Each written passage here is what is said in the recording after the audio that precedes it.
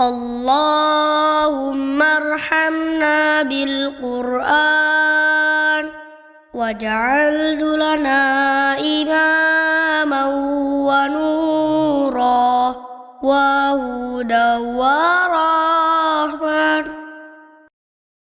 اللهم ذكرنا منه ما نسينا وعلمنا منه ما جهلنا وارزقنا تلاوته آناء الليل وأطراف النهار واجعله لنا حجة يا رب العالمين